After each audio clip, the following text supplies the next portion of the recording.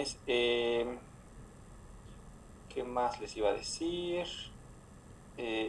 Vi la encuesta, gracias a los que contestaron la encuesta para el horario de los jueves. Eh, Hay una mayoría eh, abrumadora para las de 7 a 9 ¿cómo se llama? De la noche.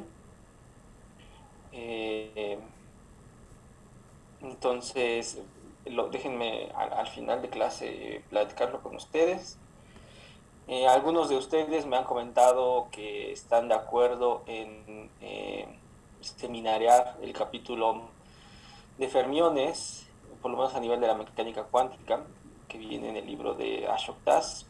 Así que lo que voy a hacer es poner en el Classroom eh, los diferentes días que tengo pensado se aborde ese tema y ustedes van seleccionando qué día quieren, los que gusten, porque pues no todos van a participar, ¿no? Es opcional, los que quieran participar pues se anotan, ¿no? Y entonces llevamos a cabo. Son creo que cuatro o cinco temas, es esencialmente lo que resta de curso, una vez a la semana, una hora, se va a revisar eh, una parte del capítulo de fermiones que está ahí en el Ashok Das. ¿Ok? Y creo que por el momento son todos los anuncios. Déjenme entonces ahora sí arrancar. Y bueno, preguntas, jóvenes, dudas de lo que hemos visto, las dos clases que hemos tenido.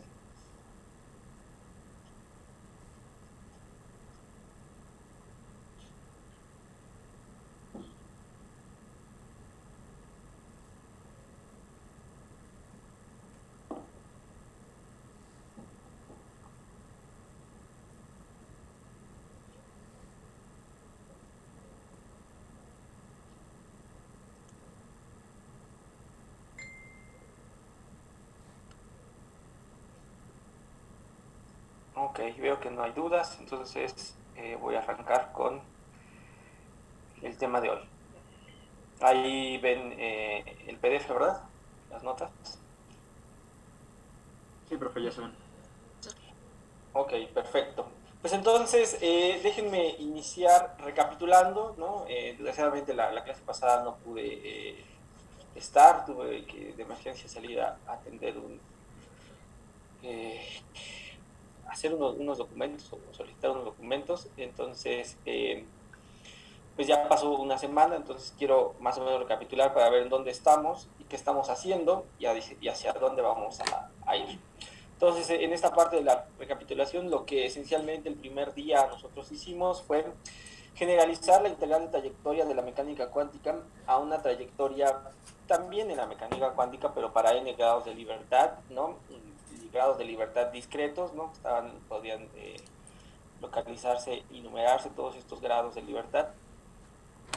Y una vez que tomamos esa generalización, pensamos qué es lo que pasa si ahora en lugar de tener un cierto conjunto discreto de grados de libertad, tomamos el límite de n tendiendo a cero, a infinito, perdón, tenemos un infinito grados de libertad, pero que a su vez llenen, ¿no? Esa es una condición, llenen todo el espacio-tiempo, ¿no? Lo vuelvan continuo, ¿no? Definido para toda t y para toda x, una función que barre todos los valores espaciales y todos los valores temporales, ¿no? Y a ese objeto le llamamos campo, es decir, es una función del tiempo y del espacio. Desde luego, eh, por ahí nos detuvimos a pensar si la definición de campo era suficiente para saber todas las propiedades de este objeto, y la respuesta es no. Hay diferentes tipos de campos. Campos en general se va a pensar en este tipo de funciones, ¿verdad? Que están definidas para todo punto y todo tiempo, pero existen diferentes campos entre ellos. Regularmente esta notación es la más genérica, pero es la que está asociado de manera pedagógica al campo escalar, porque es el ejemplo más fácil de utilizar, el ejemplo que es el que se deja hacer con bastante facilidad. Entonces, para llevar un libro de texto o unas notas, pues regularmente esa notación es la que se introduce y con la que se trabaja por primera vez al, al, estar haciendo algún tipo de trabajo en teoría cuántica de campos. Sin embargo, existen más que solo el campo escalar, está el campo de Dirac, el campo de los fermiones con spin semientero, ¿no? En específico es de importancia en muchas de las áreas, en la materia condensada, en las altas energías, en las astropartículas, los fermiones de spin 1 medio en específico.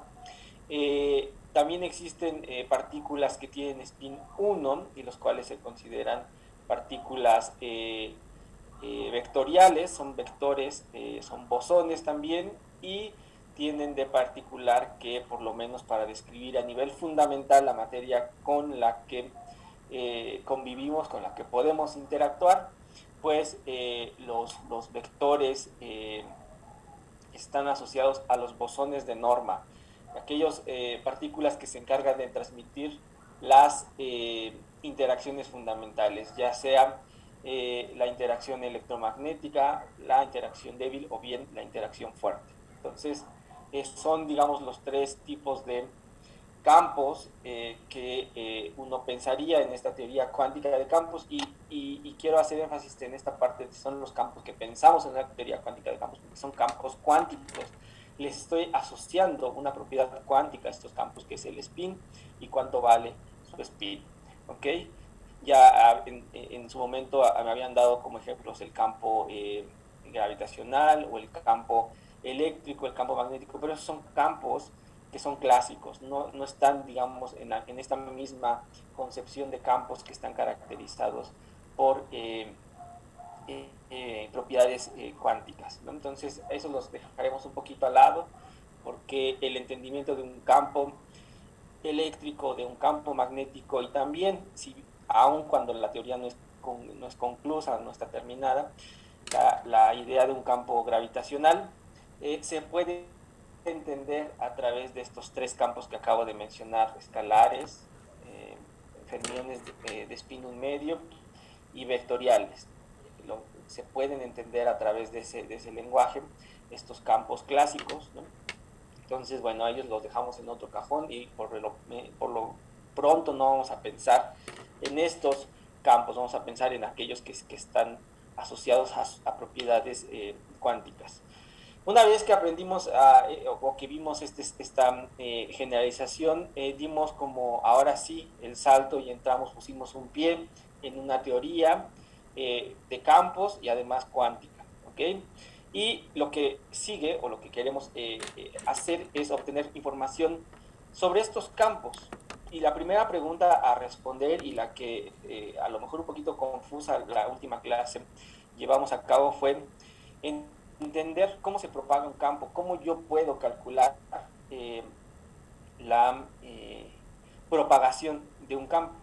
Entonces, para responder esta pregunta, ¿no?, de cómo se propaga un campo, desde luego necesito tener cierta información a la mano para llevar a cabo el cálculo o entender cómo se propaga este campo. Primero, lo que tengo que decir es qué tipo de campo es. No es lo mismo que sea un campo escalar, un campo fermiónico, un campo vectorial. No tienen las mismas reglas a nivel cuántico. Unos conmutarán, otros anticonmutarán, otros tendré que tomarlos en una representación de un objeto escalar, otros de un objeto tipo isospin o spinor, que tiene dos entradas, tiene dos opciones, tiene la opción de tener dos proyecciones de spin, dos opciones de energía, entonces eso quiere decir que son 4 opciones para cada espacio, para cada punto en el espacio y en el tiempo. Yo tengo 4 opciones que llenar en un objeto que voy a llamar biespinor, o si es un campo vectorial, pues a pesar de que es un bosón y lo mismo que el caso escalar, también tendría que tener consideración de las proyecciones de los espines, por lo tanto tendría 3 proyecciones, más 1, 0, menos 1, y entonces trabajar con un objeto que no es una función solita, sino es un conjunto, un arreglo de 3 funciones distintas que me van a dar diferente diferente física asociada justamente a la proyección del speed. Y por otro lado, una vez que yo identifico el tipo de campo que voy a estar trabajando, también debo de tener cuidado de conocer de manera explícita el lagrangiano con el que voy a trabajar o bien la densidad lagrangiana con la que voy a trabajar. Porque la densidad lagrangiana, recuerden, va a ser esencialmente la diferencia entre la densidad de energía cinética y la densidad de energía potencial. Y la energía potencial es de suma importancia para nosotros. ¿Por qué? Porque ahí va a venir la información de si es que estos campos interactúan o no. En caso en que sí lo hagan, ¿cómo lo van a hacer? ¿Cuáles van a ser las reglas del juego con las cuales estos campos van a interactuar? Entonces, si yo conozco esas dos inputs que le puse aquí en las notas, ya la hice porque sí tengo a la mano toda la información necesaria para poder pensar en cómo se va a propagar mi campo. ¿Ok? Entonces, la clase pasada estuvimos trabajando con el modelo lambda phi a la cuarta. En realidad, no, lo presenté, ¿no? Les mostré el lagrangiano, sus cualidades, sus características, ¿no? Pero nos restringimos al caso libre, es decir, apagamos el término de interacción, la lambda la igualamos a cero, ¿no? Acuérdense que la lambda es la constante de acoplamiento de este modelo autointeractuante, y al apagarlo le quitamos toda la información o toda la posibilidad de que estos campos autointeractuaran. Y una vez que lo apagamos, empezamos a construir la función de Green de dos puntos. Empezamos a tratar de escribir el propagador de esta partícula. Y para conocer el propagador de esta partícula, esencialmente el primer paso que hicimos fue, bueno, ¿qué quiero, qué necesito para conocer la función de Green de n puntos, pero en específico la de 2 puntos? Pues necesito la función generadora, ¿de acuerdo? Esa que llamamos z sub 0 como función de la fuente j, donde el subíndice 0 hacía alusión a que lambda era igual a 0, ¿ok? Y bueno, lo que hicimos fue hacer un shift muy mañoso, ¿no? Un desplazamiento muy mañoso que deja todo invariante, pero que me logra segregar la información de esta función generadora en dos partes fundamentales. Ese desplazamiento, ese shift en el campo, es este que estoy escribiendo acá. Renombré o reescribí a mi campo como un phi tilde, que está definido como phi más la integral 4 espacial de x' de g del propagador de Feynman de x menos x' por la fuente en x'. ¿Okay? Este es un shift muy mañoso, uno lo puede identificar a posteriori, que es un shift que te sirve para hacer justamente lo que está escrito abajito de eso, que es que la función generadora, ¿verdad? Para este caso, cuando lambda es igual a 0, el caso de un campo escalar libre, se puede dividir en dos objetos, ¿ok? Uno que le vamos a llamar z sub 0, cuyo argumento es j igual a 0, veces algo que sí va a depender de las fuentes, es una exponencial, ¿verdad? Que tiene en su argumento un producto de fuente, propagador de Feynman, fuente, donde las fuentes están colocadas justamente en donde inicia y termina la propagación de mi partícula, ¿ok? Mientras que el otro objeto, que lo escribí en color azul, ¿no? el que es, digamos, el término donde la fuente está apagada, no es más que un numerito, un operador, para ser mucho más específico, pero que no depende, no tiene información alguna de la fuente, es como si fuera inerte en esa parte el campo, como si no hubiera posibilidad de hacer que fluctuara o que tuviera algún cambio, que se generara algo en ese término, cosa que el otro, el que está en color negro, sí lo tiene. Recuerden la discusión que teníamos al final de la clase pasada, es que justamente estas fuentes, ¿verdad?, son como estos objetos que llegan y perturban a mi objeto llamado campo, que permea todo el tiempo y todo el espacio. En algún punto particular del espacio-tiempo, esa X, acuérdense que la notación que estoy ocupando es esta X, es un cuadrivector, ¿no? Tiene la componente 0, que es la del tiempo, y las tres componentes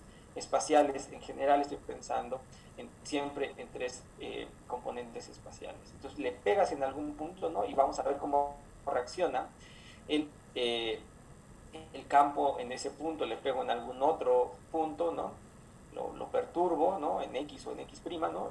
Y voy a tener ciertas excitaciones de mi campo. Este objeto no las tiene, no hay ninguna de esa información contenida en este objeto. Eso es de llamar la atención, es una multiplicación de dos objetos, ¿ok? Y que ustedes saben que cuando yo opere, yo trate de obtener la función de n puntos, en realidad lo que voy a hacer es tratar de sacar derivadas, ¿verdad? De este objeto respecto de la corriente en diferentes puntos. ¿Qué quiere decir eso? Ese Z0, Z sub 0, 0, ¿no? Es independiente de cualquier corriente, es un objeto que no lo voy a tocar, no le voy a poder hacer nada, ¿no? Es una constante ante cualquier variación en la corriente. Entonces eso nos va a dar cierta información, ¿no? De quién es el que carga, ¿no? O cierto hint de quién es el que carga la información, donde sí vamos a poder extraer estas funciones de n puntos. Entonces, una vez que recapitulé esta parte, fue mucha álgebra, de hecho, un poquito me parece que los confundí. Al final traté de otra vez explicar, y bueno, por eso preguntaba hace un rato si había alguna duda, pero se logró llegar a este objetivo, que es segregar estos dos objetos, ¿no? Que tengo escritos en esta diapositiva. Ahora que tenemos eso, ¿no? Ahora que ya conocemos la función generadora para el caso libre, entonces podemos obtener valores esperados en el vacío, ya sea del campo o de productos de estos campos, productos temporalmente ordenados de estos campos, es decir, queremos encontrar las funciones de correlación de n puntos, ¿de acuerdo? Entonces déjenme aplicarlo a el valor esperado de este campo phi en X, ¿no? En el vacío. Acuérdense que estoy ensanduchando, estoy sumando sobre todos los grados de libertad del estado de mínima energía de mi teoría, ¿no? Es justamente en lo que ensanducho a mi campo. Y lo que me doy cuenta, y aquí está un poquito el álgebra, es que en realidad lo que yo tengo que hacer es sacar la derivada funcional respecto de J, de mi función generadora, cuando lambda está apagada, cuando lambda es igual a 0, no hay interacción, es un campo escalar libre, lo evalúo al final en J igual a 0 y me doy cuenta que su valor de expectación es igual a 0. La función de correlación de un punto es igual a 0. ¿Ok? Es esto que está aquí escrito en la primera parte de la diapositiva. La siguiente pregunta es, bueno, ¿y si yo tengo el producto de dos campos en diferentes posiciones, un producto temporalmente ordenado, y le saco el valor de expectación a ese producto, será 0 o no será 0? Y no es de sorprender el resultado que obtenemos. Fíjense que si uno aplica la segunda derivada funcional de J, una en el punto Y, otro en el punto X, ¿no? Que son justamente el inicio y el final de mi historia, y tomo que J se va a 0 después de hacer estas derivadas funcionales, me doy cuenta que justamente lo que obtengo es el propagador de Feynman, ese propagador de Feynman que también en la clase pasada resolvimos, encontramos resolviendo la ecuación de Euler-Lagrange, ¿no? Esencialmente de ahí sacamos esta función. Y bueno, insisto que no es de sorprender porque justamente se trata de la función de dos puntos, pero vean que esta separación que hicimos nos permite de manera mucho más rápida encontrar quién es ese objeto, porque hemos construido la expresión de la función generadora en términos ya de la función de Green de dos puntos, ¿ok? Entonces, mientras que para el campo su valor de expectación en el vacío es 0, el valor de expectación del correlador, ¿no? Del producto temporalmente ordenado del campo en dos puntos distintos, pues es el propagador de Feynman de X a Y o de Y a X. Y parece que todo funciona muy bien, en verdad creo que no es difícil darse cuenta que si uno trabaja en el caso libre, en realidad no nos van a hacer tanta mella, no nos van a quitar tanto tiempo, no necesitamos calcular tantas cosas. Pero entonces, ahora el siguiente punto es, bueno, si ya sabemos qué es lo que pasa con un campo escalar libre, Pues ahora sí pensemos en considerar que le vamos a poner interacciones. Es decir, que ya no vamos a hacer que lambda, ¿no? La constante de acoplamiento sea cero, sino ahora sí la vamos a pedir diferente de cero. Le vamos a pedir más cosas, pero por lo mientras quiero pedir que sea diferente de cero. Y cuando uno escribe la densidad lagrangiana para el caso de lagrangiano del modelo sigma, del modelo phi a la cuarta, lambda phi a la cuarta, nos vamos a dar cuenta de una analogía muy rápida o muy evidente, que es con el oscilador anarmónico. Nada más necesito confirmar, jóvenes, si se revisó en el curso el oscilador anarmónico, ¿verdad? Sí, profe. Muy bien, me voy a quitar, ya lo leyeron, pero voy a quitar la diapositiva y necesito que alguno de ustedes me cuente qué tenía de particular este oscilador, qué características tenía cuando uno quería resolver la integral de trayectoria, obtener las funciones de n puntos de en ese caso, de ese lagrangiano del oscilador anarmónico.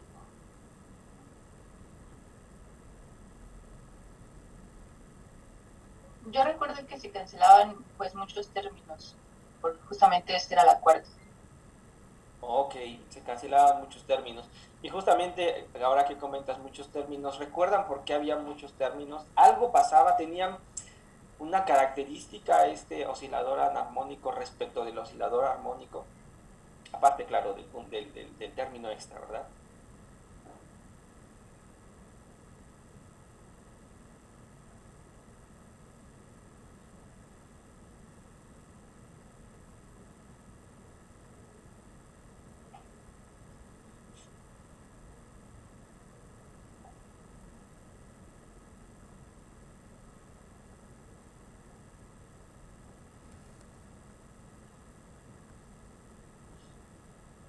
No, nadie tiene por ahí una intuición.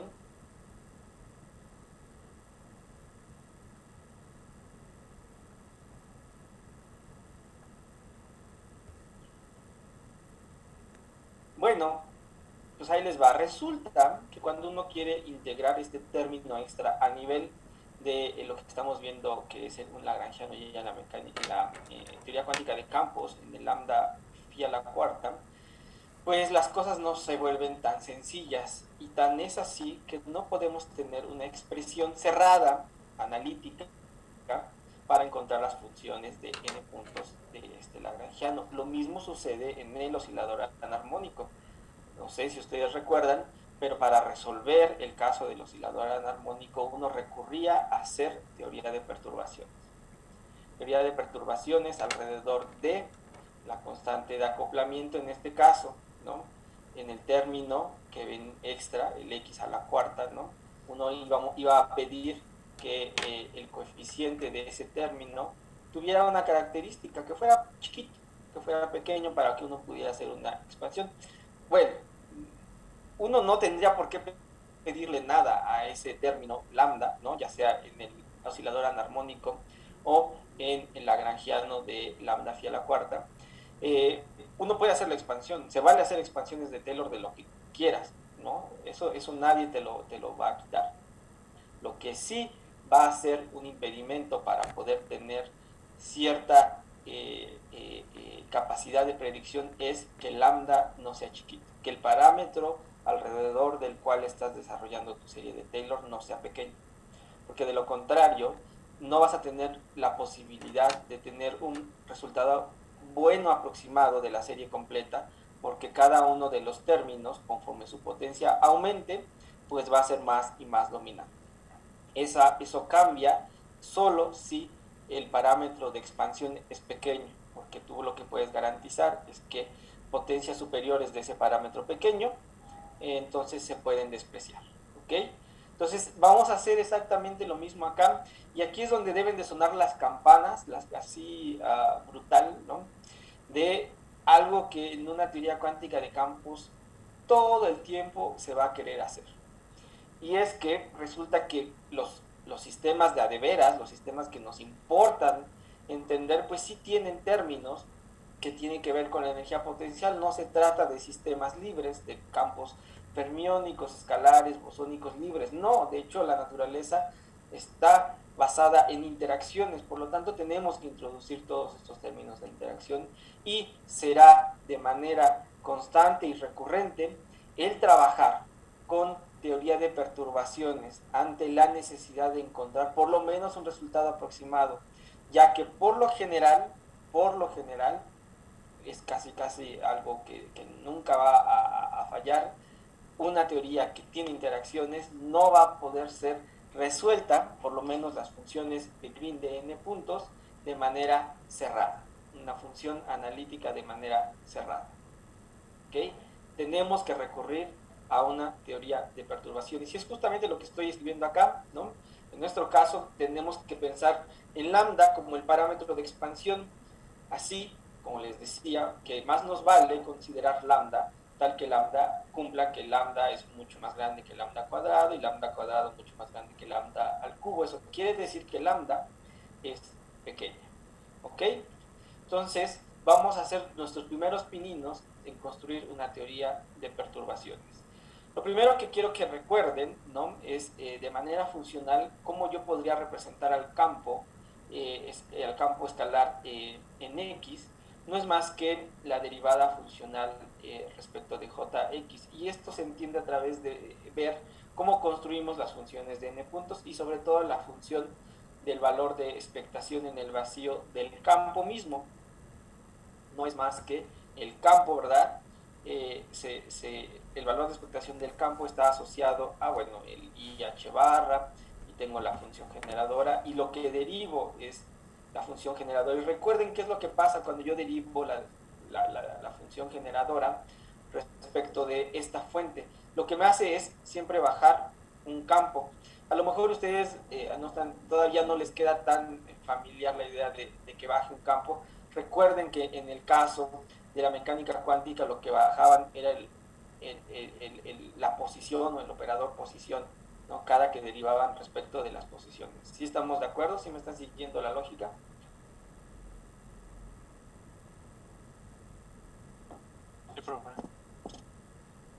¿No? Yo para construir esta función generadora esencialmente lo que tengo es E a la veces la acción, ¿no?, de la acción es donde voy a derivar, voy a derivar respecto de la fuente, y siempre tengo un término, ustedes tenían un término x por j, ¿no?, que cada vez que yo derivaba respecto de j, al ser una exponencial me bajaba una x. En este caso lo que yo tengo, acuérdense que hemos generalizado esto de x a phis, ¿no?, a estas funciones, y lo que yo tengo es phi por j en la acción, y lo que hago cada vez que derivo, ¿verdad?, respecto de alguna j en algún punto, es bajar un campo y tener la integral funcional respecto de phi, etc.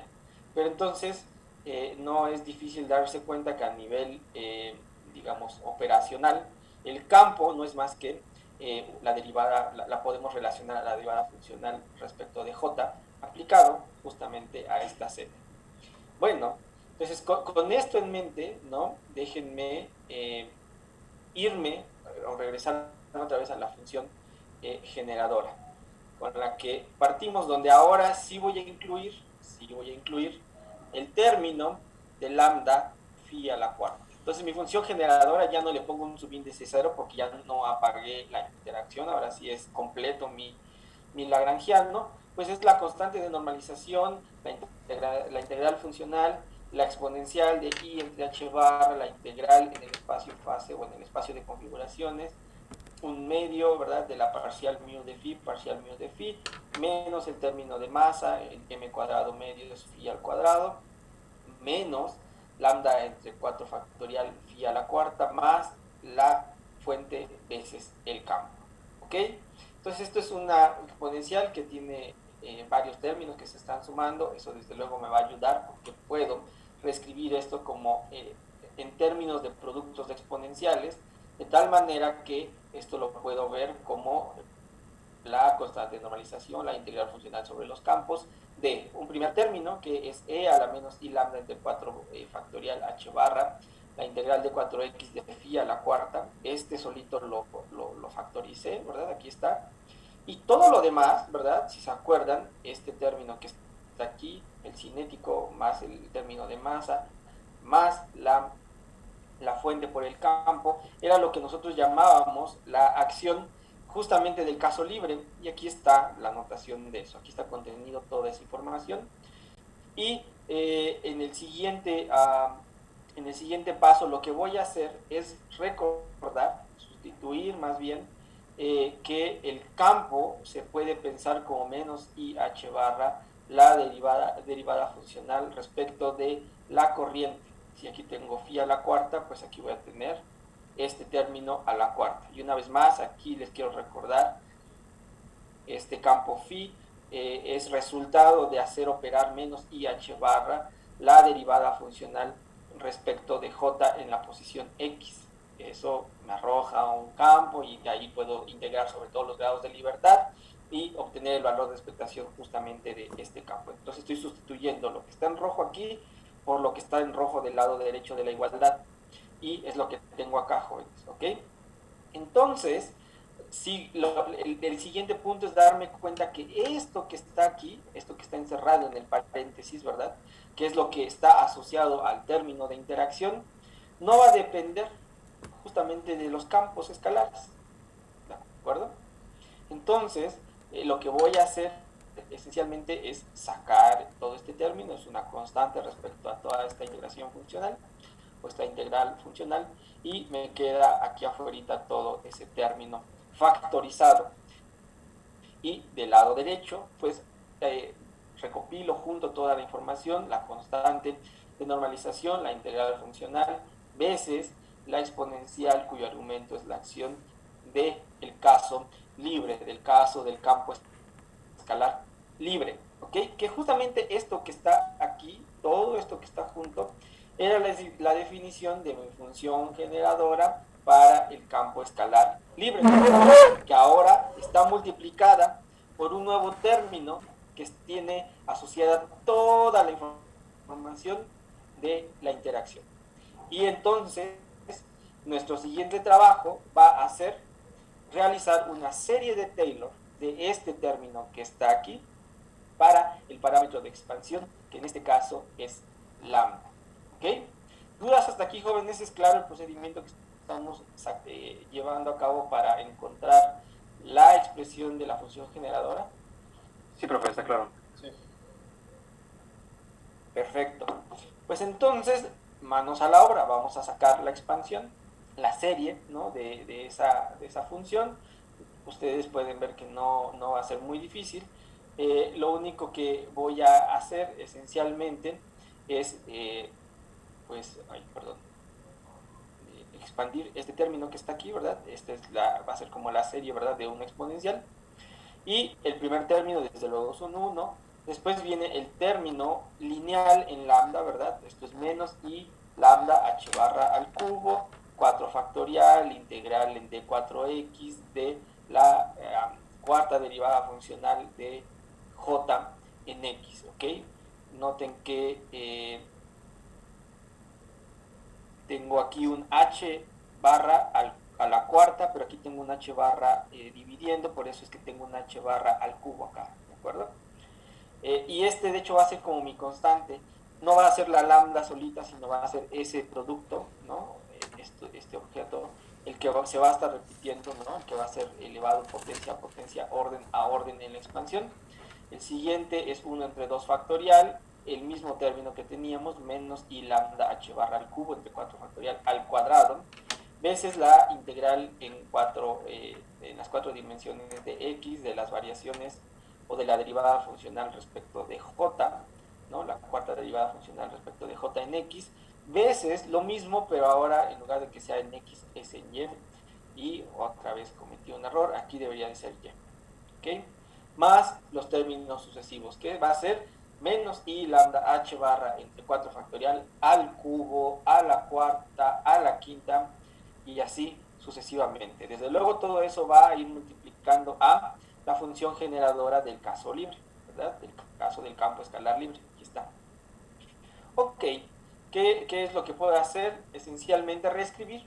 Déjenme, va a ser necesario manipular un poquito esta expresión. Lo que quiero es recordar simplemente que esta función generadora del campo escalar libre la puedo reescribir como el producto de dos términos, que es algo que ya habíamos visto hace un ratito y lo vimos la última clase. Es el caso donde tengo completamente apagadas las fuentes, ¿verdad? Por el objeto donde ahora sí están puestas las fuentes y de hecho el propagador de Feynman. ¿Ok? Bueno, y este objeto que está aquí, ¿verdad? El Z0 en J igual a 0, desde luego que lo puedo mover hasta la izquierda porque por ninguno de estos operadores, ¿no? Va a tener una reacción, es una constante esencialmente como les había dicho, entonces puede salir por completo y ser factorizada hasta el principio. ¿Ok? Entonces ya tenemos una idea de cómo se escribe la función generadora ahora que tenemos el término de interacción. Y bueno, para encontrar las funciones de Green, uno lo que esperaría o lo que espera hacer es justamente tomar derivadas respecto de la fuente en diferentes puntos, ¿verdad? Para encontrar tanto la función de un punto, de 2, 3, 4, etcétera, etcétera. Sin embargo, lo que podemos percatarnos a este momento, ¿no? Sin tener que llevar a cabo el cálculo, es que tenemos una serie infinita y por lo tanto, pues en realidad no se tendrá acceso al resultado completo, no se va a tener una expresión analítica y cerrada de estas funciones de Green. Quiero que sean conscientes que por lo general no vamos a ser capaces de poder escribir, ¿no? O en general no vamos a ser capaces de escribir una expresión completa, cerrada. En general, se pueden tomar casos y aproximaciones dado el sistema que uno quisiera explorar, donde se puede resumar desde luego la serie y llegar a una función analítica que contenga todo estos términos de la serie. Pero serán casos muy particulares y en condiciones muy especiales. En general no vamos a poder ser capaces de resumar y tener una función analítica que me dé toda la información de las funciones de Green de n puntos. ¿Okay? Entonces nos vamos a limitar, vamos a tener que estar limitados a tener que trabajar con la serie y quedarnos a cierto grado o a cierto orden en nuestra serie de Taylor. Desde luego que eso no nos cause conflicto o nos aflige en el sentido de que vamos a tener poco poder predictivo. Déjenme dar en pro de estas técnicas el mensaje que a pesar de que se hace teoría perturbativa en todas las teorías fundamentales, por ejemplo del modelo estándar, son esas teorías las más precisas que existen para describir la naturaleza. No hay otra teorías clásicas, semiclásicas, que tengan tal nivel de, de precisión como las teorías cuánticas de campo. A pesar de que les he de contar que en general es difícil calcular correcciones a muchos órdenes en estas series. Ustedes ahorita se van a dar cuenta qué es lo que va a pasar conforme uno empieza a hacer el álgebra, uno empieza a hacer la manipulación matemática para tratar de encontrar alguna función de n puntos. En general, vamos a trabajar hoy con una teoría que que se comporta muy bien, ¿no? Tiene características de ser una teoría que no es local, que no necesitas construir o conservar ninguna carga, que tienen casi todas las simetrías bien colocadas, etcétera, y que a pesar de eso tiene muchos términos, ¿verdad? Sin embargo, cuando uno se pone teorías un poquito más complejas, ¿no? Uno se va a topar con que la teoría te va a exigir que mantengas ciertas propiedades en tu cálculo, los cuales van a requerir tener que resolver muchas ecuaciones y muchos términos en estas teorías cuánticas de campo, a pesar de estar a valores o a órdenes muy pequeños en tu parámetro de expansión. Y es muy difícil tratar de calcular varios órdenes en la expansión teorías como la electrodinámica cuántica se pueden calcular varios, es cierto. No sabría en este momento recordar cuántos, pero del orden de algunas docenas de valores en esta serie se han podido calcular. Pero hay teorías que son un poco más quisquillosas, como es la termodinámica cuántica, la cual es un verdadero dolor de cabeza, y a lo más se ha podido calcular 5 órdenes en esta teoría de perturbaciones, y a pesar de que es poquito, ¿no? Tenemos una infinidad de términos, son teorías que son extremadamente precisas para poder trabajar. Y aquí abro un paréntesis porque un poquito compartiendo la fenomenología y aquellos que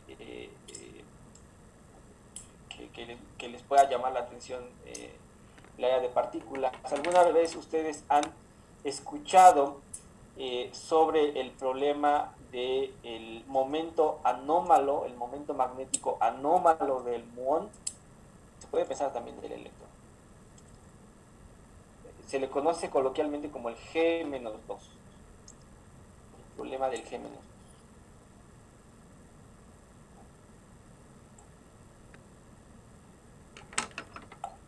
Pues sí, un poco creo que usted lo mencionó en Introducción a Partículas. Sí, un poquito. La historia es corta. Resulta que esta es una propiedad que se le puede extraer a un vértice, esencialmente, en teoría electrodébil, partículas elementales, ¿no? Al muón, al electrón, etcétera. Si es que existe un momento, ¿no? Se puede a nivel cuántico calcular el momento magnético, tanto del electrón, del muón, del tau, que son partículas leptónicas, partículas de spin, un medio que interactúan a través de su carga eléctrica y también a través de interacciones débiles.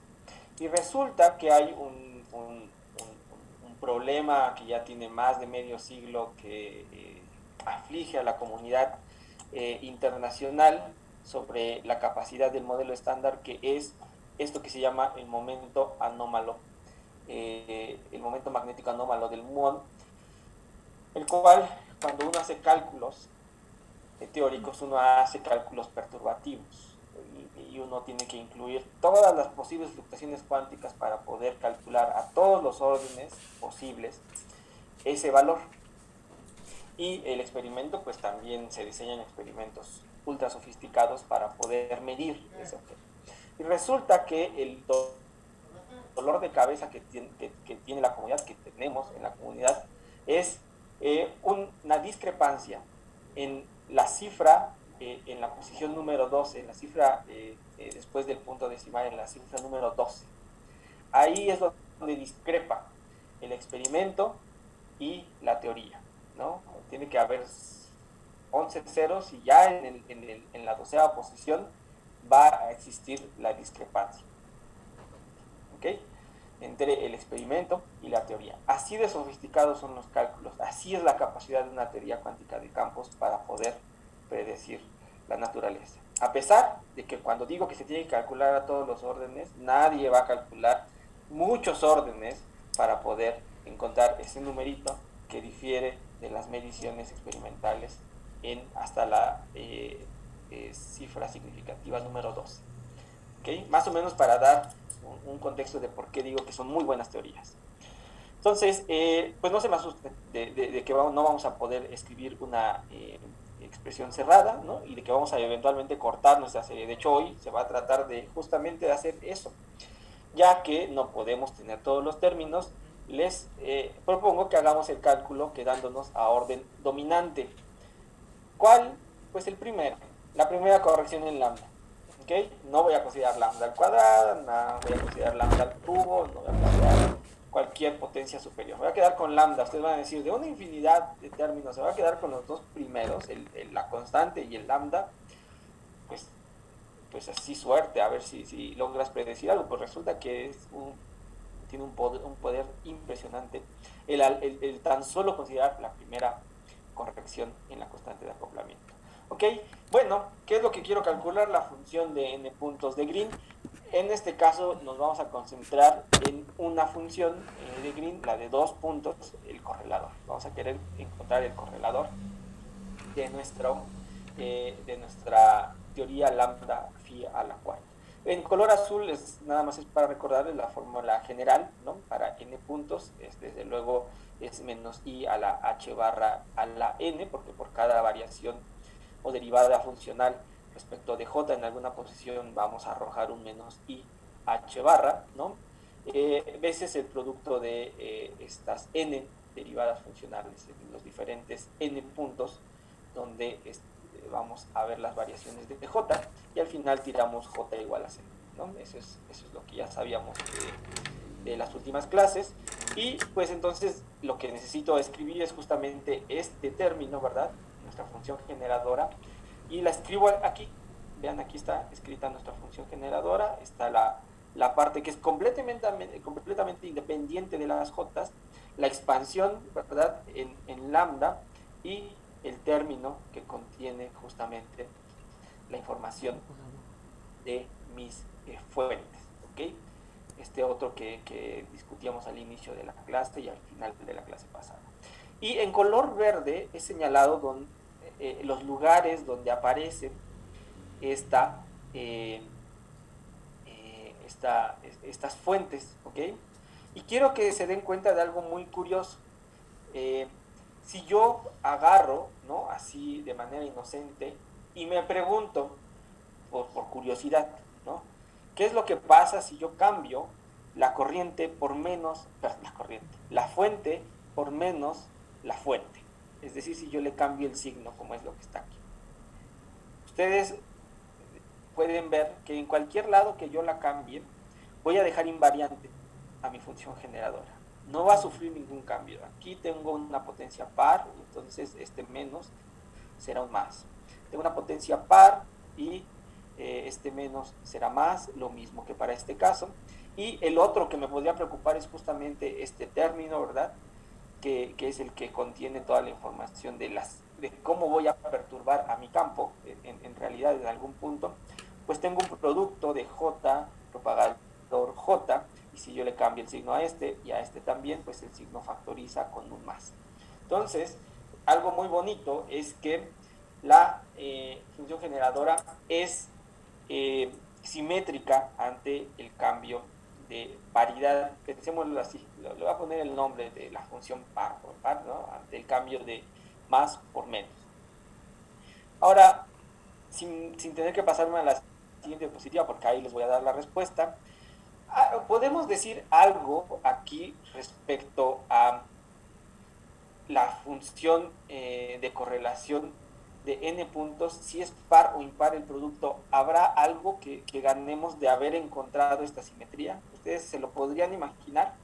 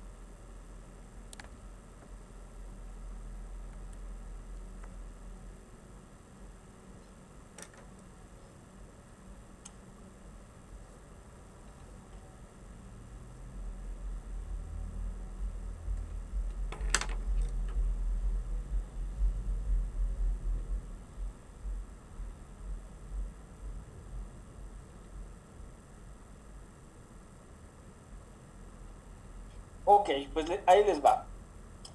Lo que podemos concluir de esa propiedad es que todos los valores de expectación del producto temporalmente ordenado de un número impar de campos será cero.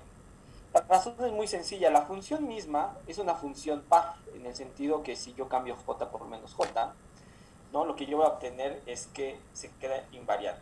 Y cuando yo tengo que integrar sobre todo el espacio fase, que es completamente simétrico, ¿no? Ya la hice, porque ese objeto no se va a anular. Sin embargo, si yo aplico un número impar de derivadas, voy a tener un número impar de jotas, que son unos objetos que van a entrar a operar sobre todo lo que está dentro del de la integral. Me voy a dar cuenta que por un número impar de jotas voy a cambiar un signo, voy a tener un signo extra, que cuando yo haga la modificación de j a menos j no va a dejar invariante a mi función. Eso quiere decir que voy a tener un objeto que es una función impar y que integrada en un intervalo completamente simétrico me va a dar un 0. Entonces, sin necesidad de calcular de manera explícita, podemos pasar por los argumentos de simetría de este objeto para darnos cuenta que todos los objetos que son un número impar de campos, el producto temporalmente ordenado de un número impar de campos, dan un valor de expectación igual a 0. Ojo, jóvenes, esto solamente está sucediendo para esta teoría. Esto no es un resultado genérico, es un resultado del tipo de teoría que tengo. Y esto, déjenme rápido tratar de que me sigan la idea por qué es exclusivo de esta teoría. ¿Recuerdan de dónde viene este objeto de las variaciones a la cuarta de la fuente? Viene de sustituir, de darse cuenta que el campo phi x en realidad se puede escribir justamente como este operador a nivel del operador. Entonces, si yo hubiese planteado desde un inicio una teoría, por ejemplo, lambda phi al cubo, todo cambiaría, porque resulta que aquí en lugar de tener a la cuarta, tendría al cubo, etcétera, etcétera, etcétera. Y si yo hago esa misma pregunta de, ¿será que si yo cambio las fuentes por menos la fuente, voy a obtener que mi función generadora es simétrica? Y la respuesta es no. ¿Ok? Entonces, este es un resultado, ¿no? Esto que acabamos de concluir es un resultado para esta teoría en específico. Esta teoría lambda phi a la cuarta. ¿Ok? Entonces, bueno, de manera general, yo puedo escribir que el producto temporalmente ordenado de un número impar de campos, si yo le tomo el valor de expectación, pues eso me va a dar un 0. Por lo tanto, los que van a sobrevivir, los que vamos a poder recopilar, son aquellos que sea un producto de un número par de campos y cuyos valores de expectación trataremos de calcular a continuación. Desde luego no todos, que no creo que sea lo mejor calcular todos. Voy a tratar de calcular por lo menos uno más o menos de manera explícita, que se entiendan todos los pasos del cálculo. ¿Cuál? Pues el más importante, porque una de las preguntas que planteamos al inicio de nuestra clase es cómo se propaga este campo. Y eso incluía el caso de, si tengo interacciones, también debo de saber cómo calcular esta propagación. Entonces, lo que tenemos en mente, lo que vamos a tener en mente, es la función de dos puntos. Ojo, acuérdense que yo me quedé a orden lambda. Yo no hice la expansión completa ni voy a considerar todos los órdenes. Me voy a quedar en el orden lambda. ¿Ok? Entonces, aquí está la definición del producto temporalmente ordenado de estos dos campos en x1 y en x2, ¿verdad? Que no es más que las dos derivadas funcionales de j en x1 y en x2. ¿Ok? Si nos quedamos a orden lambda, ahora sí, déjenme escribir la función generadora sin todos los términos de la serie de Taylor. Aquí está el primer término. Este es el único término que voy a considerar, no solo el 1. Acuérdense que si yo tiro lambda igual a 0, recopilo justamente el caso libre. En este caso es la primera corrección proporcional a lambda. Y si se dan cuenta, lo primero que tengo que hacer para poder conocer por completo, bueno, para facilitar la eventual derivada funcional respecto de j en dos puntos, ¿no? Es simplificar justamente la función generadora. El primer paso que tengo que hacer es darme cuenta qué significa que tenga esta cuarta derivada funcional respecto de j en x aplicado a este objeto, ¿verdad? Si yo sé, puedo reescribir todo de tal manera que sea más fácil eventualmente encontrar el valor de expectación de este producto de dos campos temporalmente ordenados. Entonces, paso 1, vamos a tener que operar. Vamos a operar qué significa esta cuarta derivada funcional en esta exponencial. ¿Ok? Entonces, vamos a trabajar en él Lo primero que quiero es que nos demos cuenta que esta cuarta derivada en realidad la puedo escribir como en dos pasos. Primero aplico una segunda derivada y después aplico otra vez una segunda derivada sobre esta exponencial, que es lo que tengo escrito aquí. ¿Okay? Bueno, inicio por la segunda derivada. Voy a aplicar la segunda derivada a esta exponencial, es derivada funcional respecto de j en x. Aplico una de ellas, ¿no? Y desde luego lo que va a hacer, como ustedes, digamos, ya saben, es bajar, ¿no? Si estoy derivando respecto a jx, va a bajar todo lo que lo esté multiplicando. Tengo dos j, por eso si se dan cuenta aquí ya no tengo un medio, ¿no? Porque tengo dos objetos de ellos que estoy sumando, y que de manera general esto me da una integral de 4x3, ¿no? En alguna otra posición, no es ni x1 ni es x2, es en otra posición, veces este propagador por la j, ¿ok? Vean que ya no tengo las dos fuentes, nada más tengo una de ellas, y desde luego está multiplicando por esta misma exponencial que está aquí, ¿de acuerdo? Bueno, le voy a aplicar la siguiente derivada funcional, que es esta que está aquí, ¿ok? ¿A qué? A un producto, ¿verdad? Bueno, pues aplico la derivada funcional al primer término, y si se dan cuenta, pues eso se va a reducir a tener que, por el teorema fundamental del cálculo, a tener que escribir esto como g, el propagador en x menos x3 es ahora x, ¿verdad? Entonces es el propagador de Feynman en x menos x veces esta exponencial más esto que está aquí abajito, esto que está aquí, ¿no? Veces la derivada de la exponencial. Entonces, eso me da un producto de dos términos, digamos, que tienen la misma estructura, salvo que están en posiciones distintas, ¿ok? Este de 4x3, ¿verdad? Que es el que ya veníamos cargando, y va a bajar otro integral de 4x, ahora es una x distinta, x sub 4, del propagador de Feynman, x menos x sub 4 de la fuente en x sub 4 veces otra vez la exponencial, ¿ok? Entonces ya apliqué esta segunda derivada y me di cuenta que, bueno, eso lo puedo simplificar. Se dan cuenta, esto es menos i entre h barra el propagador en 0, x menos x es un 0, ¿verdad? Tomo como factor común la exponencial, menos, otra vez, aquí está el menos, 1 entre h barra, estos dos términos, aquí está, menos 1 entre h barra, el producto de estas dos integrales, una en x3, la otra en x4, todo multiplicado por la exponencial, ¿ok? Bueno, pues entonces ahora sí, déjenme pensar en qué significa integral en d4x y tomar la cuarta derivada funcional respecto de la fuente j en x, que ese es el objeto que nos interesa. Recuerden que lo que queremos ver es qué significa esto que está aquí operado sobre este exponente, ¿de acuerdo? Lo estoy haciendo paso a paso. Primero dividí esta cuarta derivada funcional en segunda derivada para aplicar otra vez una segunda derivada. Ya encontré primero qué significa la segunda derivada, aquí está el resultado.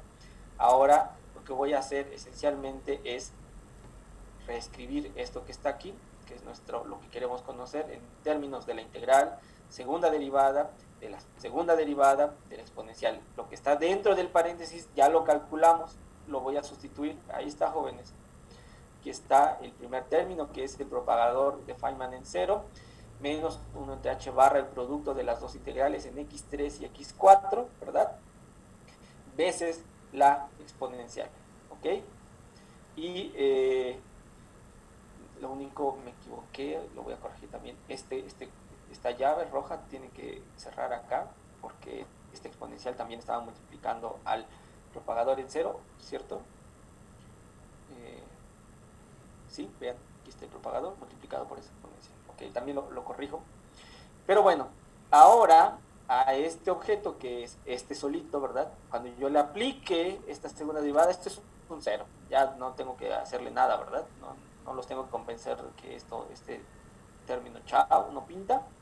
Pero fíjense que ahora esta segunda derivada la tengo que aplicar a un término que es el producto de tres cositas, ¿verdad?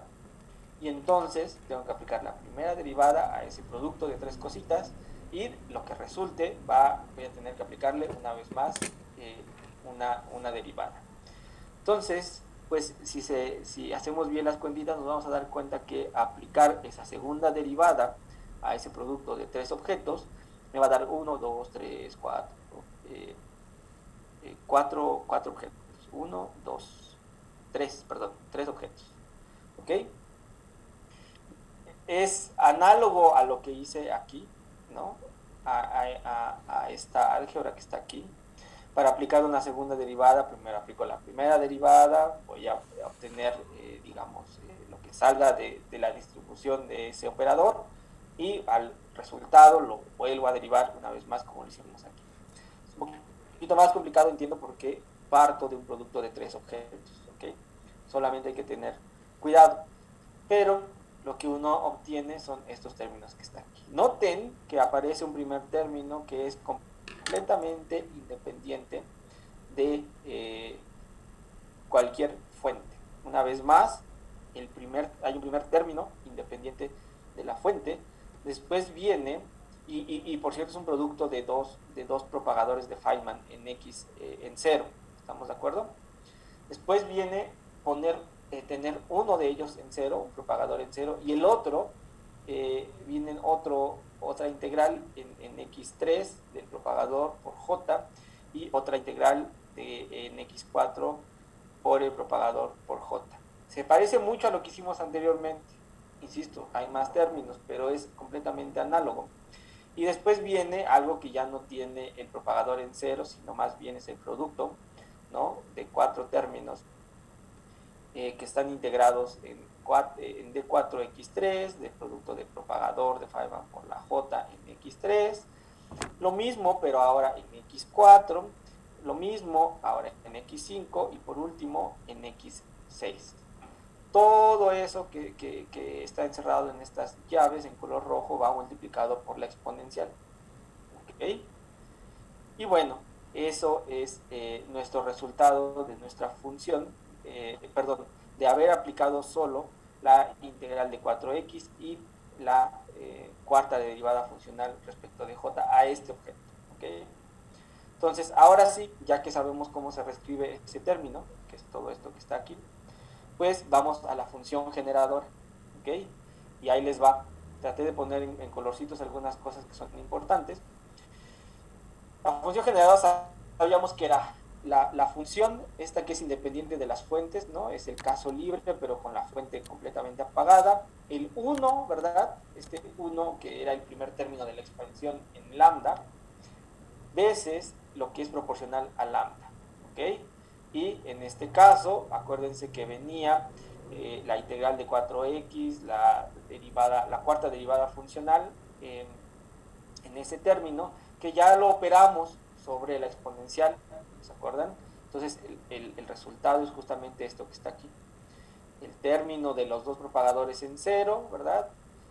Después un propagador en 0 y el producto de dos términos que son todavía las integrales en x3 de propagador corriente en su respectiva x, x3 y x4, y el último término que era un producto de cuatro integrales de corriente veces de fuente veces propagador en las cuatro diferentes variables x3, x4, x5, x6.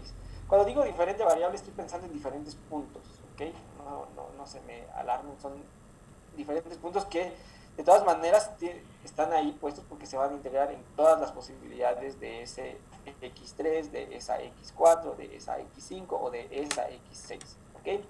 Y todo eso va a multiplicar, ¿no? Hasta el lado derecho va a aparecer la exponencial. Noten que para el caso de tener lambda finita, ¿no?, la constante de acoplamiento finita, se puede reescribir, ¿no? Se puede redefinir algo que sea la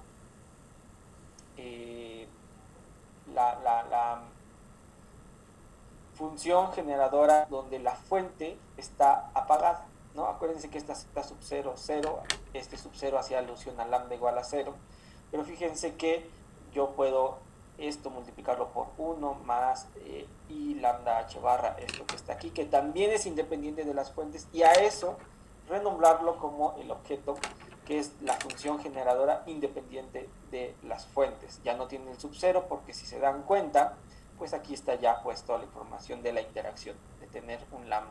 ¿Okay? Lo que está en color amarillo, pues es aquí en amarillo con puntos suspensivos, lo estoy sustituyendo. Por otro lado, quiero que se den cuenta, ¿no?, que tengo un término lambda entre 4, ¿no?, el cual van a decir, ¿de dónde salió? Pues recuerden que lo que hicimos fue calcular la integral 4x, la cuarta derivada funcional respecto de j, ¿no? Y eso nos arrojaba un término que era 6 y entre h barra al cubo, ¿verdad? Aquí están los 6 y entre h barra al cubo, pero que en realidad cuando nosotros generadora hasta afuera, ¿no?, lo que tenemos en realidad es un menos i lambda h barra al cubo entre 4 factorial. Entonces pues tengo que simplificar el coeficiente. Aquí están los dos, el producto me da lambda entre 4. Y para este último término es el mismo factor común, menos i lambda h barra al cubo entre 4 factorial, pero el siguiente término, acuérdense que nada más venía como 1 entre h barra a la cuarta, simplificando me da menos i lambda entre 4 factorial h barra. ¿Ok? Entonces esos son los coeficientes. Bueno, ahora sí, ya construí, ¿no? Ya no tengo nada que necesite operar, salvo las integrales, pero ya no tengo ninguna derivada funcional en el camino. Entonces ya tengo escrita mi función generadora de una manera más amable para poder ahora sí efectuar las derivadas funcionales que tienen que ver con encontrar las funciones de n puntos de grid. ¿Ok? Entonces ya sabemos z de j a orden lambda. ¿Ok? Hay una nota muy curiosa, y es que quiero que se queden viendo esta función y se den cuenta que este término que está aquí es una constante versus este término que también es finito, pero esto que está aquí, jóvenes, oh sorpresa, oh horror, todavía tengo que integrar sobre todo el espacio-tiempo, sobre todo el espacio de configuraciones, desde menos infinito hasta infinito, y que tengo que aplicar todo esto que está aquí. Y esa es una función que diverge. Resulta que ahora que estamos integrando la parte que tiene que ver con la interacción, todas esas contribuciones también van a diverger. Si se dan cuenta, después de integrar esto respecto de x al cubo, x3, y de esta respecto de x al x4, va a sobrevivir desde luego algo dependiente de x, y tengo que integrarlo en todo el espacio-tiempo, y cada una de ellas lo tengo que integrar en todo el espacio-tiempo, y todos esos términos son divergentes. ¿Ok? Ojo, tampoco nos tenemos que preocupar tanto, ¿no? O sea, sí nos tenemos que preocupar, pero no nos tenemos que frustrar de pensar que no va a servir lo que estamos haciendo porque nos diverge. No, hay forma de curar esas divergencias, hay forma de realmente describir a la naturaleza, de obtener objetos finitos de manera muy genérica. Ya lo habíamos platicado en la primera clase. Lo que uno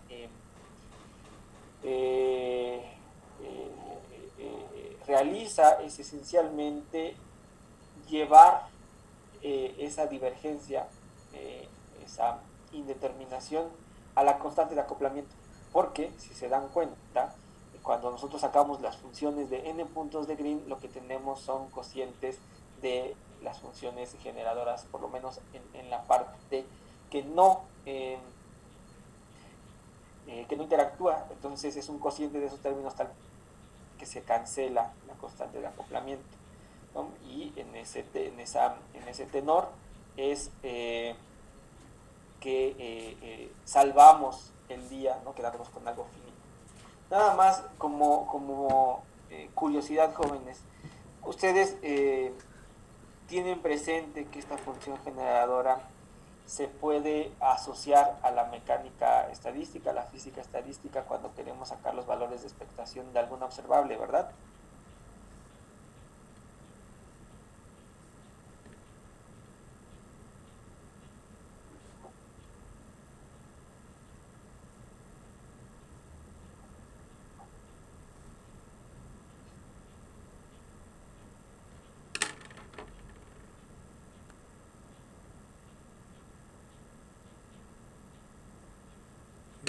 responda. Déjame.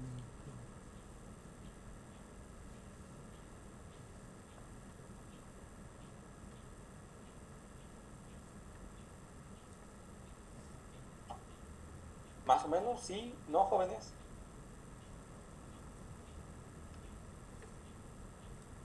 Sí, profe, creo que sí lo llegamos a checar un poquito con el profe La, Escobar. Igual creo que la notación es por ahí completamente adrede, ¿no? Esta z que tengo aquí, que es la función generadora, ¿a qué le representa la z en la mecánica estadística? La función de partición. A la función de partición, profe.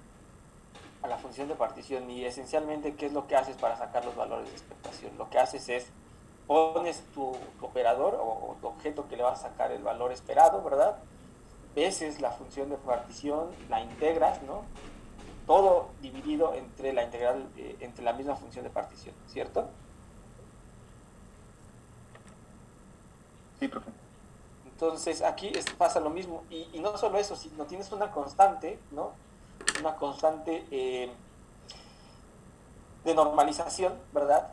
Que hay algo chistoso. Cuando tú calculas el valor de expectación de alguna cantidad, puede ser extensiva, intensiva, siempre va a ser intensiva, siempre va a ser extensiva, va a depender eh, del volumen o no.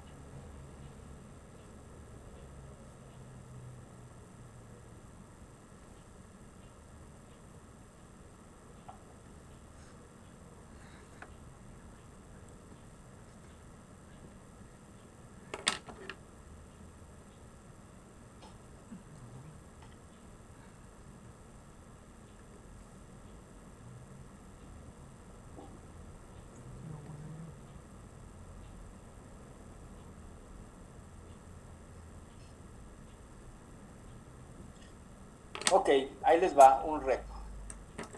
Agarren el libro favorito que ustedes quieran de mecánica estadística, de física estadística, vayan y busquen cómo se calculan los valores de expectación.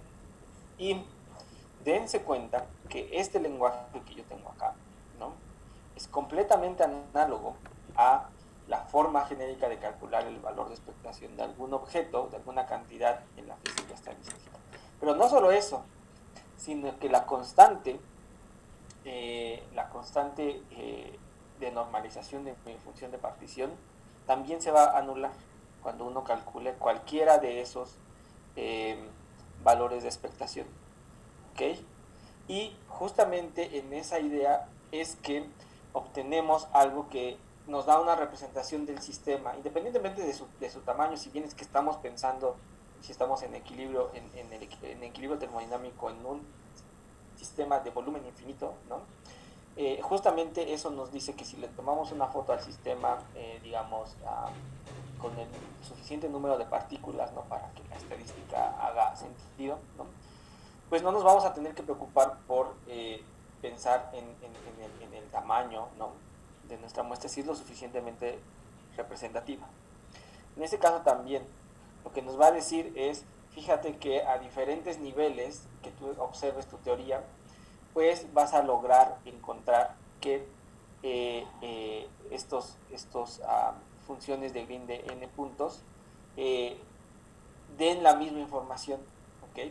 A este nivel, ¿no? A nivel de quedarse con estas funciones de Green de n puntos, se logra pensar en esas ideas. Lo voy a transformar. El propagador, por ejemplo, ese sí, fíjense que no va a depender de la escala de energía a la que tú estés trabajando. El propagador de un fermión siempre lo vas a escribir igualito y el propagador de una escala lo vas a pensar igualito, independientemente si estás en una región de muy alta energía, de baja energía, etcétera, siempre y cuando el contexto sea aplicar una teoría cuántica de campos, no vas a tener ningún problema. Cosa que no pasa con otras cantidades en la teoría cuántica de campos, las cuales sí dependen o sí tienen explícita esta n, esta constante de normalización que carga con la información de, eh, de la divergencia de nuestro sistema. Ahí sí hay que tener cuidado en ese tipo de objetos. Pero para estos que estamos trabajando ahorita, noten que eso, chao, se va, adiós, no vamos a necesitar preocuparnos por lo mientras en que si la teoría es renormalizable o no, que si vamos a ser capaces de aislar el infinito o no, que si podemos aislarlo de una manera que fijemos las condiciones necesarias para describir de manera correcta la naturaleza, no nos vamos a preocupar ahorita. Diverge, sí, pero esa n, ¿no?, que es la que va a acumular esa información, se va a ir porque al calcular los valores de expectación de producto ordenado, temporalmente ordenado de un número finito de campos, siempre voy a tener estos cocientes, ¿verdad?, de la función generadora tal que me permite quitarme a la n. ¿Ok? Pero bueno, creo que es divertido que se echen un chapuzón en un libro de estadística y vean la analogía con qué significa sacar los valores de expectación de algún operador, de alguna cantidad termodinámica en el contexto de la física estadística. Entonces, bueno, ya conocemos la función generadora a orden lambda. Bueno, para la función de 2 puntos que necesitamos esencialmente, el primer paso es sacar la segunda derivada funcional de esta función generadora respecto de j en 2 posiciones distintas. Para nuestro caso va a ser la posición x1 y la posición x2. Y bueno, al último se tira el límite de j igual a 0. Y lo que uno obtiene, ¿no?, de hacer esas 2 derivadas funcionales es esto que está aquí. ¿Okay? Donde una vez más lo que obtenemos, fíjense, es este término independiente de las fuentes multiplicando a estos dos que juntos dan la definición de este z cuyo argumento es j igual a 0, ¿verdad? Veces, ¿no?, el propagador de Feynman de x1, de x2 a x1, de x1 a x2, más lambda medios, el propagador de Feynman en x menos x, ¿no?, en 0, esta es la integral de 4x del producto de 2 propagadores de Feynman, que todavía van a ser integrados en x. Uno es de x menos x1 y el otro es de x menos x2. Bueno, ¿qué más hace falta esencialmente cuando uno quiere encontrar el valor de expectación? Pues multiplicar, ¿verdad?, por menos i h barra al cuadrado, en este caso por ser la función de 2 puntos, a la n si es la de n puntos, y dividir todo esto por la función generadora. Bueno, sustituyo la función generadora, el menos i entre h barra al cuadrado, veces esto que ya está aquí, que ya lo conocemos, ¿ok? Pues aquí está el resultado de lo que voy a multiplicar a las 2 derivadas funcionales, es h barra cuadrado, z0, 0 es el término independiente de la fuente para el caso de un campo escalar libre, 1 más i lambda h barra entre 8, el propagador de Feynman en x menos x por el propagador de Feynman en x menos x, integral de 4x, que multiplica a esto otro que ya habíamos encontrado. Este es el resultado de las 2 derivadas funcionales, ¿ok?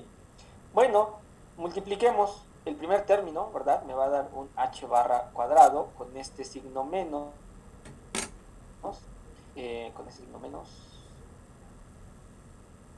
¿me habré equivocado? No, aquí está, este signo menos que está aquí. Tengo un signo menos extra aquí, h barra menos,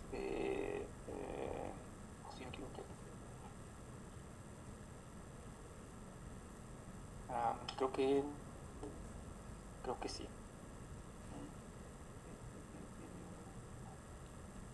Creo que hay un signo extra hasta afuera, profe. Sí, ¿verdad? Este signo extra. También lo checo. A lo mejor lo puse ahí, me confundí, pero en efecto nada más está este signo, ¿verdad? Que ya lo puse acá. Y se dan cuenta que lo que está dividiendo es justamente esto que está aquí, multiplicando el término del propagador de Feynman de x1 menos x2, ¿ok? Entonces, salvo este, ahorita lo checo antes de... Ya subí las notas, pero las corrijo de todas maneras, las cambio.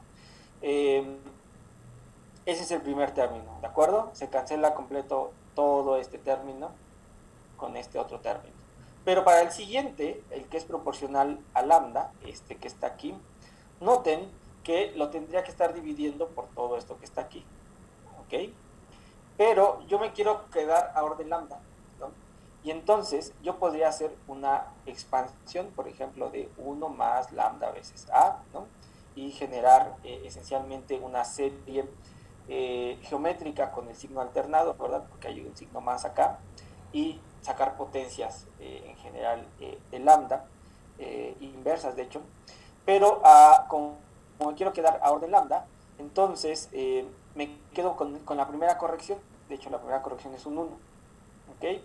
Entonces, si me quedo con el orden lambda, no me quiero quedar con órdenes superiores, ni mucho menos, entonces lo único que voy a hacer es, de manera pragmática, me voy a quitar todo lo que está proporcional a lambda que está dividiendo y me quedo solamente con z sub 0, 0, ¿ok? Y entonces, con este z sub 0 arriba que está multiplicando a todos los términos, me doy cuenta que el segundo término se transforma simplemente en lambda medios el propagador de Feynman en x menos x, es decir, en 0, la integral de 4x por el producto de los dos propagadores de Feynman en x menos x1 y en x menos x2. ¿Ok? Y simplemente hago,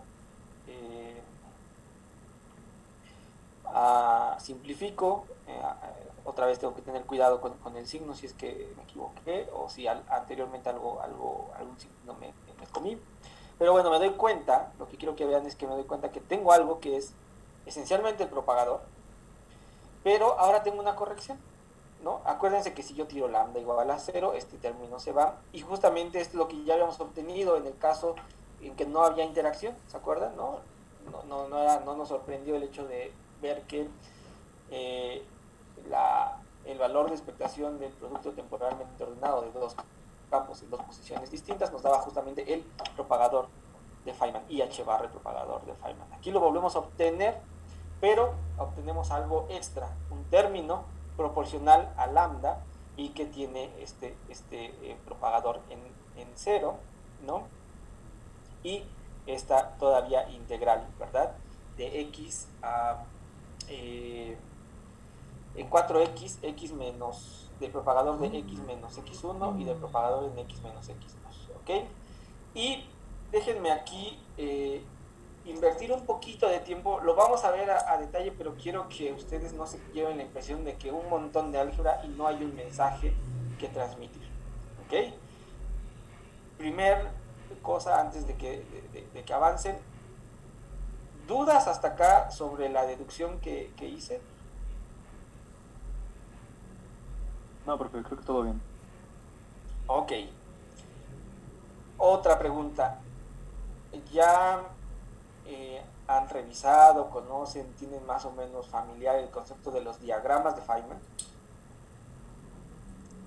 Sí, profe. Sí, un poco.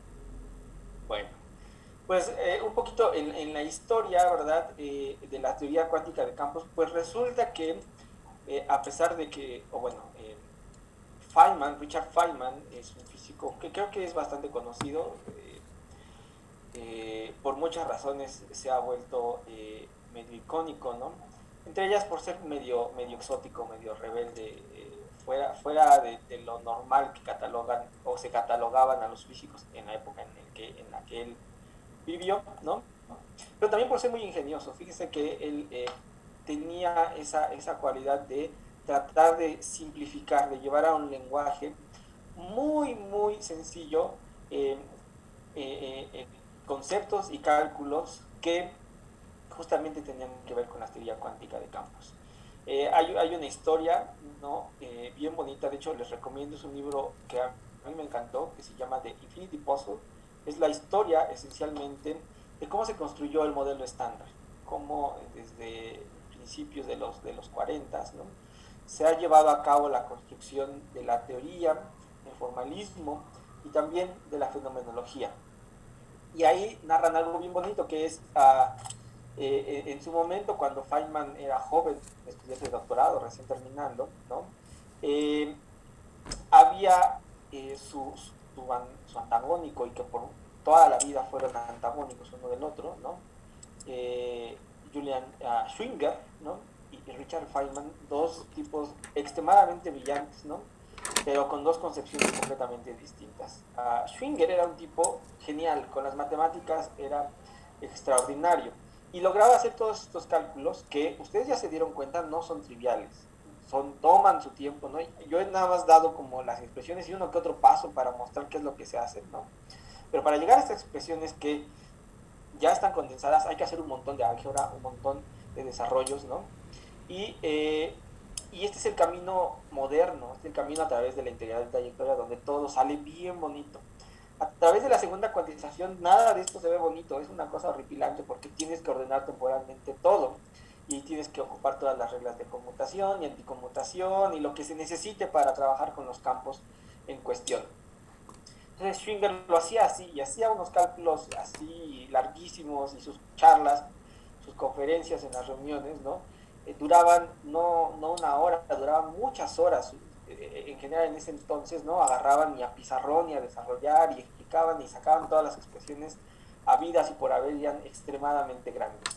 Pero algo que no sé si a todos les pasa, pero en mi caso sí, yo me puedo perder un poquito en el camino, ¿no? Con tanto cálculo y luego qué, yo quiero saber qué es lo que sucede con el resultado, ya quiero saber el resultado. Entonces, a Richard Feynman se le ocurrió que cada uno de los términos, ya que ustedes empiezan a ver que necesitamos hacer teoría de perturbaciones para poder sacar estas funciones de Green de n puntos, ¿no? Que cada uno de los términos que iban a salir de la serie los podías asociar a un dibujito, a un diagrama que te diera la información o una visión de lo que iba a suceder en tu teoría. Y voy a tratar de escribir un poquito y motivar esto que acabamos de encontrar. Este primer objeto que está aquí, si se dan cuenta, es justamente el propagador de Feynman. Y el propagador de Feynman lo que me dice pues, es la amplitud de probabilidad de que algo que sucedió en un punto x1 termine en un punto x2. Quiero contar la historia del campo escalar, ¿no? Que viajó, que se propagó entre estos dos puntos, x1 y x2. Este objeto que está aquí lo que me dice simplemente es, te voy a contar la historia, sí, te voy a contar voy a sacar el cuento de todas las historias, ¿no? A través de la integral de trayectoria, ¿no? Unas con mayor probabilidad que otras, ¿no? La más probable, pues, es la que se acerque a la aproximación clásica, esto es claro, ¿no? Pero ahí te voy a poner la información de este objeto llamado campo escalar que se propagó, ¿no? De x1 a x2. Si recuerdan, en la primera clase traté de hacer un poco chistoso esa propagación poniendo el pingüino, esencialmente. Había un pingüino que hacía cosas, pero siempre era un pingüino. Entonces, esto que está aquí, esencialmente, es el propagador a nivel clásico, a nivel árbol, se llama. ¿Ok? Que esencialmente hace alusión a que si bien es un campo que está propagando, siempre va a ser el mismísimo campo. Ahora, quiero que se fijen en algo. Los puntos externos son x1 y x2, ¿verdad? Voy a poner aquí x1 y x2. ¿De acuerdo? Quiero que me ayuden. Esta vez sí necesito que me participen, porque si no yo me desmotivo, ya no les... Entre x1 y x2, ¿cuántas diferentes posibilidades tengo para llenar? Digamos, piensen en una recta. ¿Cuántas opciones tengo ahí? Si quiero tocar cualquier punto de x1 y x2, ¿cuántas opciones tengo?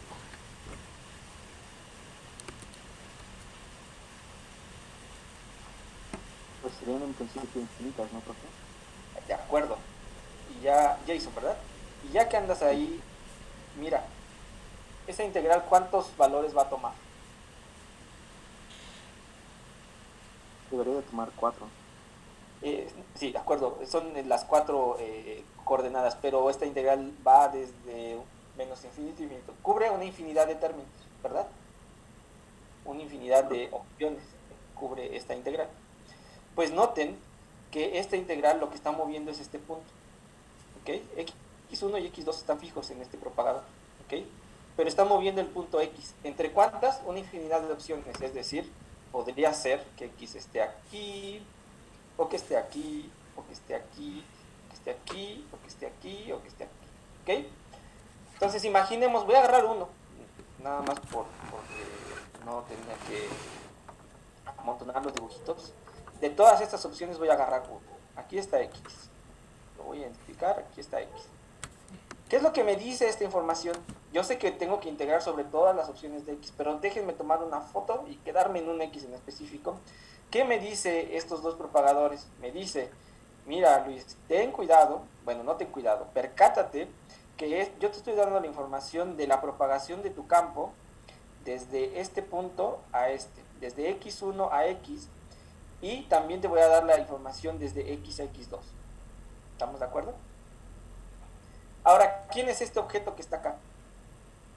Es el propagador de Feynman en cero, pero acuérdense que el propagador de Feynman en cero es en realidad el propagador de Feynman en X menos X, ¿ok? Inicia en X y termina en X. Ahí no se las voy a hacer cansada, vean que yo tengo la opción de generar, que se cree el campo, que fluctúe y regrese al mismo punto.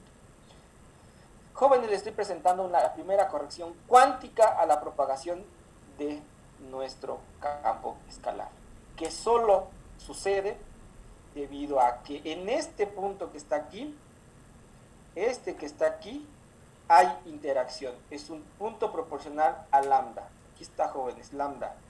Algunos de ustedes rápidamente me pueden decir cuál era la regla de interacción de nuestra teoría, cómo, de hecho, cómo se llama este modelo. Es el modelo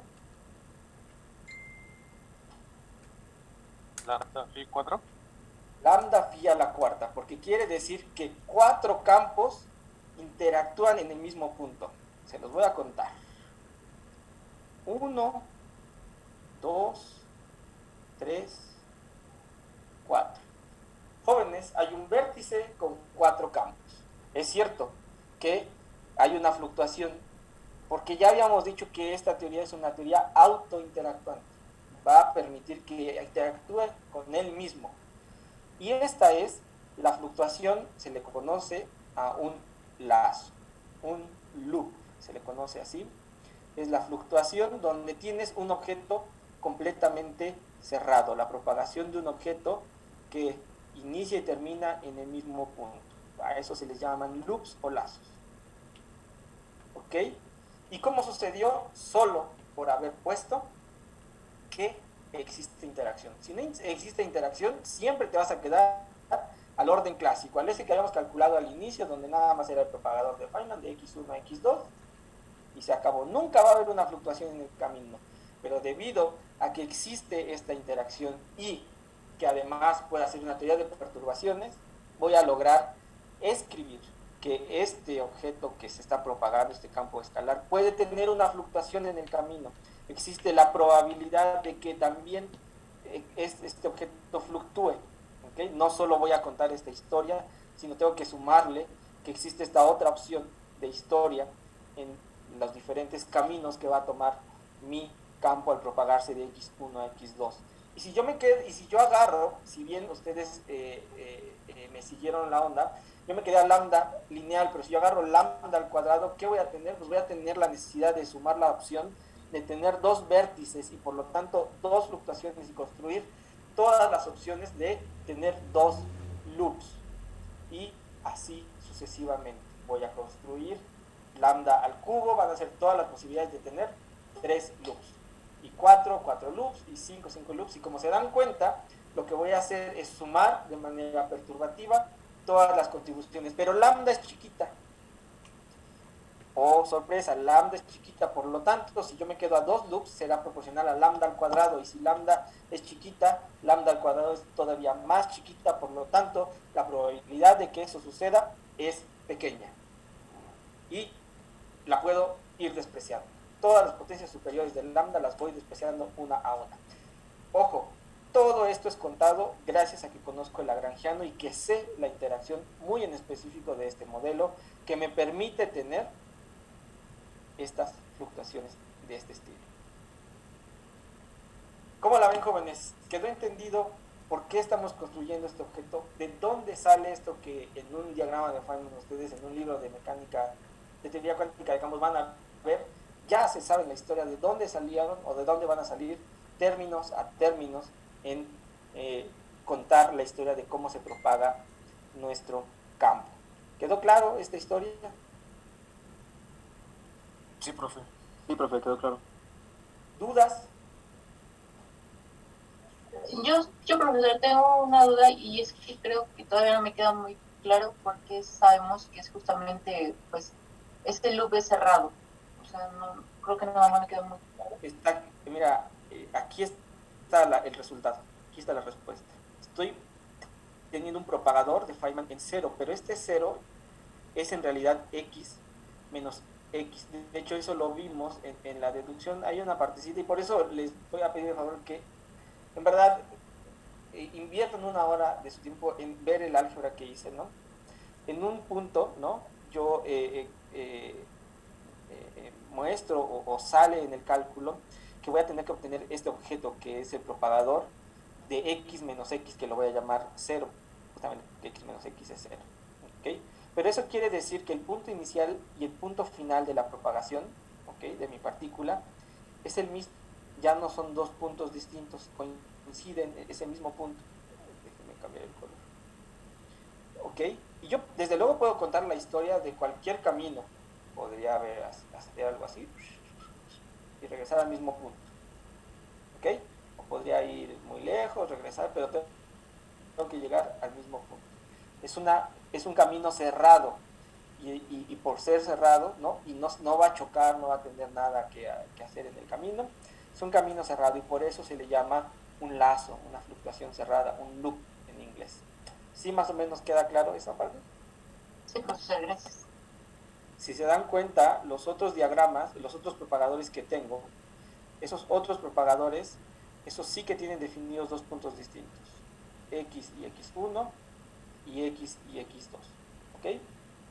Nada más para terminar, para concluir esta idea, noten que tengo que integrar sobre todos los diferentes x, es decir, esta fluctuación puede pasar aquí, o acá, o acá, o acá, etcétera, etcétera, etcétera, o aquí.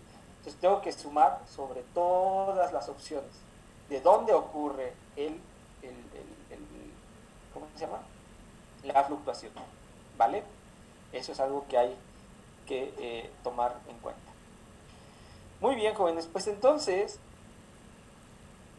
de tanta álgebra o de tanto desarrollo, sí se puede sacar física, ¿no? Y sí se puede entender qué es lo que pasa a nivel de la propagación de esta partícula. Insisto que yo podría seguir sumando términos posteriores en la serie de lambda, ¿no? Agregar el término lambda al cuadrado, lambda al cubo, etcétera, y eso querría decir que no solo voy a tener el orden árbol, sino voy a tener que sumar la corrección de un loop, y voy a tener que sumarle la corrección dos loops, tres loops, etcétera, y voy a formar una expresión que es esencialmente es lambda a la 0 más un objeto lambda a la 1, ¿verdad? Más potencias superiores de lambda, ¿ok? A eso uno se refiere con una teoría perturbativa. En este caso es en la constante de acoplamiento. ¿Ok, jóvenes? Y nada más por, pues ya que andábamos encarrerados, pues déjenme mostrarles la expresión de qué sucedería si yo calculo la función 4 puntos. ¿Ok? Es una cosa todavía más larga, ¿no? Que hay que hacer con muchísimo cuidado. Pero bueno, aquí está la expresión, ¿no? Aquí está la función de 4 puntos a orden lambda, ¿ok? Ojo, esa orden lambda. Aquí está 1 más lambda veces todos estos términos. ¿Cómo salieron todos estos términos? Fue de operar ¿cómo se llama? La integral de 4x, cuarta derivada funcional, ¿no? En j, de j en x, ¿verdad? Y con eso salen todos estos términos, ¿ok? Si se dan cuenta, pues es bastante más larguito, ¿no? Y es de ahí donde nos empezamos a percatar, de hecho termina hasta acá, en la siguiente página, aquí termina. Vean que aquí abrí el paréntesis cuadrado azul, y aquí cerré el paréntesis azul. Y bueno, después de que uno sabe cuánto vale la cuarta derivada funcional en los cuatro diferentes puntos generadora, uno tiene que multiplicar, ¿verdad? para encontrar el valor de expectación de este producto temporalmente ordenado de 4 campos en 4 posiciones distintas, uno tiene que multiplicar por el menos IH barra a la cuarta y dividir todo entre la función generadora. Eso da como resultado esto que está aquí, cuáles son muchos términos, muchos más términos, ¿no? Pero que en nuestras siguientes clases vamos a ver qué sí y qué no sirve para describir la propagación, para describir la función de n puntos de nuestra teoría, porque no todas las contribuciones, son contribuciones físicas, son contribuciones de la verdad. Hay unas que están puestas ahí, pero no tienen, no son una interpretación de la naturaleza, ¿ok? Que tiene que ver con, hace un rato lo que hice fue escribir, les escribí era propagador, fluctuación, ¿verdad? Pero va a haber contribuciones que sea propagador, fluctuaciones, que son diagramas de Feynman disconexos, no están conectados. Cosas que no están conectadas no nos permiten conservar la energía y momento, ¿ok? En el paso, ¿no? O en la propagación de una partícula. En este caso quiero que se concentren en pensar una función de 2 puntos. Entonces, estos, chao. Entonces tenemos que eliminar todos esos términos y para allá vamos en la siguiente clase. Pero por mientras, creo que el mensaje quedó bonito y claro sobre qué significa una vez que ponemos la interacción, resolver en una teoría perturbativa, por lo menos a nivel del propagador, qué es lo que está sucediendo. A nivel de la función de 4 puntos, no es que sea difícil, pero al haber tantos términos, ahorita todavía no es claro qué significa todos estos términos cuando yo escribo toda mi función de 4 puntos. Es decir, acuérdense que son 4 estados externos, ¿verdad? Queremos ver lo que pasa en medio de esos 4 externos, 4 campos externos. Y bueno, pues esta es la expresión, jóvenes. Por lo pronto, nada más quería que vieran que conforme uno va aumentando en el número de campos que se están multiplicando para sacar su valor de expectación, pues el número de términos se incrementa considerablemente, es bastante menos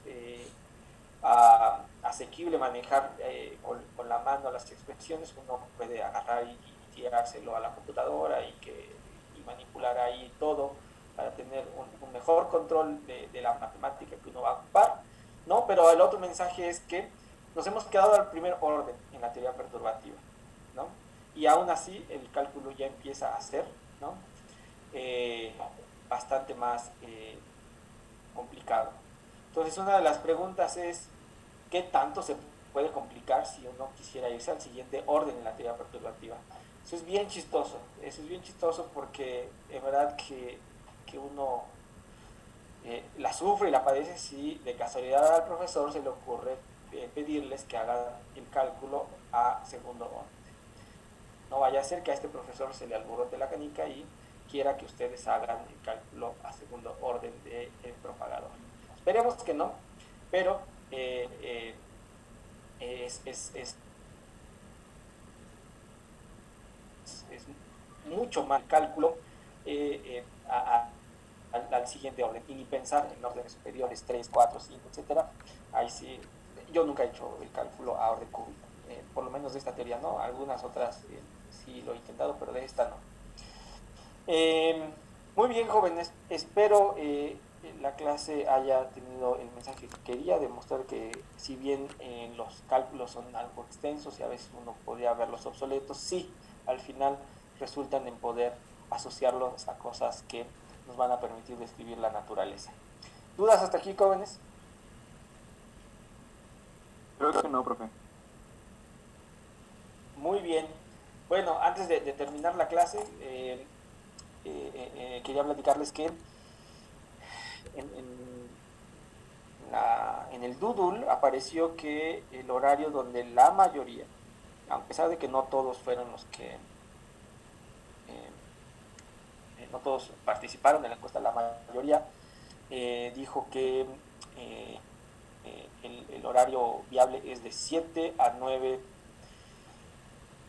de la noche. Sí. Entonces, parece que son menos los perjudicados en ese horario, pero sigue habiendo gente que va a salir perjudicada por el cambio de horario. Entonces sigo en la disyuntiva de cambiarlo. No, afortunadamente esta semana no hay que hacer ningún cambio porque no va a haber clases ni miércoles ni jueves, pero pues lo quería consultar con ustedes si ven viable. Yo veo gente que conectada que yo sé que no puede en ese horario, que había puesto que en ese horario no puede. Si ven viable modificar el horario de 7 a 9 de la tarde los días jueves.